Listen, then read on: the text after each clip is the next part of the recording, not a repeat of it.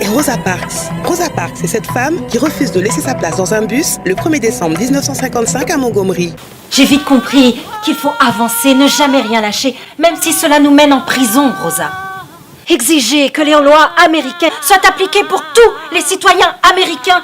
Venez vivre ce moment historique où s'asseoir fut toute une histoire à travers la pièce Levez-vous Rosa Parks, les 16 et 23 avril à 15h30 et 19h30 au théâtre Gendarme, 17 rue Léopold Bellan, Paris 2e. Texte et mise en scène d'Anne Dantin, une production Accolade Paris. Rosa Parks, un symbole puissant, toujours d'actualité. Renseignements et réservations au 06 76 74 05 99 ou levez-vous-rosaparks.com. Hexagone, actualité. Nous sommes à la gare de Lyon, sur la place Freinet, dans le 12e arrondissement, où se déroule le premier festival du jeu et des cultures afro-créoles et caribéennes. Damien Lurel, vous en êtes l'auteur. Comment se déroule cette première édition et pourquoi ce festival? Un festival pour mettre en avant nos cultures, voilà, que ce soit créole, afro-caribéenne, à travers les produits ludiques, donc les livres et les jeux. Parce qu'en fait, c'est le besoin de représentativité qui s'exprimait depuis un moment, dont on avait besoin. En tout cas, moi, en tant que jeune afro-descendant des Antilles, en l'occurrence, j'avais ce besoin. En fait, je me suis rendu compte que c'est partagé dans toute la communauté, toute la diversité en fait, du monde afro. Quelles que soient les origines, on a besoin d'avoir des supports qui nous représentent pour que les gamins qui grandissent, ils puissent être fiers d'eux, ils puissent avoir des supports qui les représentent, des personnages qui leur ressemblent en fait.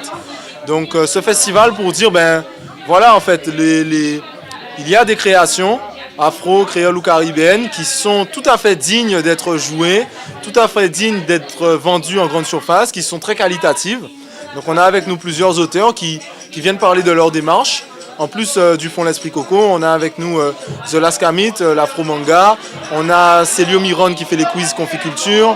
On a Quincy Gann qui dédicace son œuvre, sa littérature jeunesse, L'homme qui repeint le ciel. Et Cynthia Gokoul avec J'étais assis sur un petit banc. Et donc tout ça, c'est de la littérature. Ce sont des œuvres ludiques pour les plus jeunes, mais aussi pour les plus grands, autour des cultures afro, créoles et caribéennes. Alors que les jeux vidéo, le jeu numérique, le jeu virtuel et interactif prend une place importante aujourd'hui sur le marché, vous faites tout le contraire. Vous faites un retour fracassant avec un jeu physique, un jeu de société en boîte. Pourquoi ce choix? Parce qu'on veut que les gens se regardent. On veut que les gens se regardent, on veut que les gens sourient, on veut que les gens échangent, s'entrechoquent, j'ai envie de dire aussi. Voilà.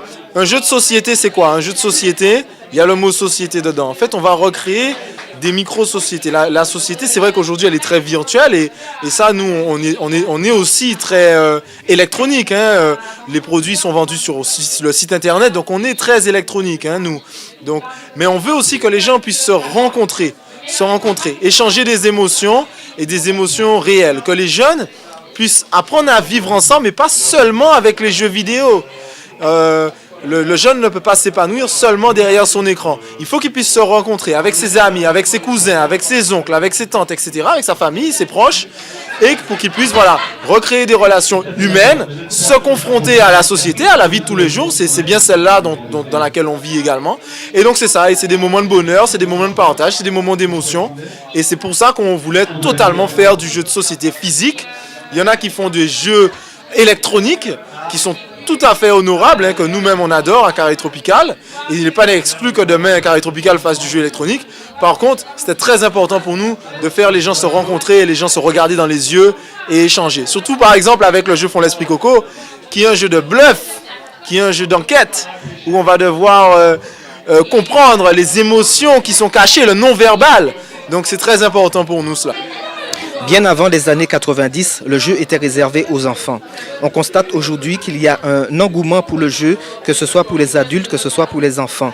Cela signifierait-il que jouer se révèle une fonction naturelle et loin d'être une régression ou de l'infantilisme?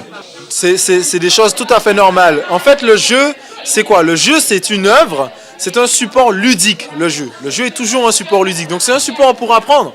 Est-ce qu'apprendre est réservé aux enfants? Non. Bien sûr, on veut que les enfants apprennent. Oui, on veut que les enfants aient une éducation. Donc on leur donne du jeu. Mais il faut que le jeu ait un objectif ludique. Tous les jeux sur carretropical.fr sont des jeux ludiques. C'est-à-dire que ce sont des jeux sur lesquels on va comprendre une démarche, on va comprendre une vision, on va apprendre. Il y a beaucoup de quiz, culture générale aussi. Donc, le jeu est toujours un outil ludique pour nous. Donc, c'est ce qu'on propose. C'est pour ça qu'on propose des jeux et des livres qui sont très complémentaires. C'est juste deux manières différentes d'appréhender l'information et d'appréhender la culture, le patrimoine. On est très axé là-dessus, sur le patrimoine. Et donc, non, le jeu, c'est pour les plus grands, absolument, oui, c'est pour les plus grands. C'est pour les plus jeunes, voilà, et c'est pour tout le monde. Et ça permet de passer des bons moments aussi. Un jeu sans enjeu. On est aussi dans une vie ultra rapide, ultra parfois stressée, disent certains. Et bien là, nous, on joue, on se détend, il n'y a pas d'enjeu. Et on apprend en même temps autour de la culture, autour du patrimoine, des cultures de l'océan Indien, d'Afrique, des Caraïbes, des Outre-mer. Damien Lurel, vous n'êtes pas seulement un concepteur de jeux, vous êtes aussi un chef d'entreprise, puisque vous vous êtes lancé donc, sur ce marché. Quels sont les moyens que vous avez besoin pour continuer donc, sur ce marché qui est le jeu? En tant que chef d'entreprise, la plus grosse difficulté, surtout pour un jeune chef d'entreprise, qui dit jeune chef d'entreprise, ça veut dire que derrière, on n'a pas forcément un capital qu'on a pu peut-être emmagasiner avec une vie professionnelle antérieure. Donc, le principal frein sera toujours les finances, en tout cas pour un projet comme celui-ci. D'autant plus qu'on est dans une démarche où finalement, on vient déblayer un nouveau marché finalement, puisque les gens n'ont pas l'habitude de voir ce genre d'œuvre. Donc on vient déblayer un nouveau marché. Et donc en effet, nous en effet, on est à la recherche de financeurs, de gens qui sont capables de nous dire oui, en effet, ça nous intéresse, on veut que vous alliez plus loin et de nous soutenir. Donc c'est bien sûr, c'est le principal frein.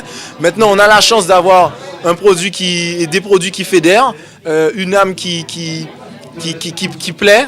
Et donc pour l'instant, voilà. On fonctionne sur la réserve, on fonctionne bien, on avance vite sur la réserve, mais on est sur la réserve. Pourquoi vous avez donné ce nom créole pour ce jeu de société? Fond l'esprit coco? Fond l'esprit coco, c'est un nom imaginaire, donc en plus ça veut rien dire en créole. Pour ceux qui nous regardent qui ne parlent pas créole, forcément ça veut rien dire. Fond l'esprit coco, c'est un fond, voilà comme on l'entend, donc c'est perché dans un fond. Hein. L'esprit, parce qu'il y a des esprits, donc ça en effet c'est aussi un mot créole. Et coco, c'est juste pour la consonance créole, le coco, le fruit, voilà tout simplement. Donc c'est le nom d'un endroit très reculé. On sent qu'il y a de la nature forcément avec coco, donc il y a de l'agriculture, il y a du patrimoine, il y a un petit voisinage qui y vit, voilà. Vous n'avez pas que seulement ce jeu Fond l'esprit coco, vous avez d'autres jeux? En effet, donc on propose toute une gamme en fait de jeux et de livres sur le site carretropical.fr. Donc toutes les commandes sont faites directement sur le site. Donc les gens ils peuvent être livrés à domicile ou en point relais. Et donc vous avez par exemple le jeu Jammy, vous avez les quiz conficulture là qui ont beaucoup de succès. On a Célio Miranda avec nous qui fait tester les quiz conficulture. On a des jeux de domino sur les fruits et légumes, donc toutes les éditions Jeux Caraïbes. On a les jeux de cette famille, donc le Jammy, on a Ticozé, Cassandre Nabajot qui est avec nous aussi, qui est dans une petite salle, donc peut-être qu'on pourra aussi montrer tout à l'heure ce que fait Cassandre Nabajot. Ça génère bien entendu beaucoup d'émotions, on veut trouver, etc. Donc voilà, beaucoup de plaisir, beaucoup de bonnes émotions et en plus, on apprend. Ce festival pourra se poursuivre toujours sur l'Hexagone et aussi en Outre-mer? On poursuit en Guadeloupe le 30 avril, samedi 30 avril. Alors pour l'Hexagone, bien entendu, là, on est bien complet, on a un bel événement, on est content. Le public a répondu présent. On attend la même chose en Guadeloupe le 30 avril, samedi 30 avril. Donc, si vous êtes intéressé, réservez vite, parce que ça va partir vite. Le 30 avril, en Guadeloupe, on fait ça à la brasserie Les Couzes. Et les inscriptions sont toujours sur carretropical.fr. Alors pour vous joindre? Pour nous joindre, c'est sur carretropical.fr. Vous avez un petit chat et on répond tout de suite directement. Ça sonne sur notre téléphone. C'est comme un SMS. Voilà, c'est justement, encore une fois, on est très électronique, on est très moderne, on fonctionne avec nos outils. Donc tout se passe sur le site Carré Tropical. Vous avez un accès direct avec nous. Outremernews.fr, le site de l'actualité Outre-mer, 24 heures sur 24 et 7 jours sur 7. Retrouvez la chaîne Outremer News sur YouTube.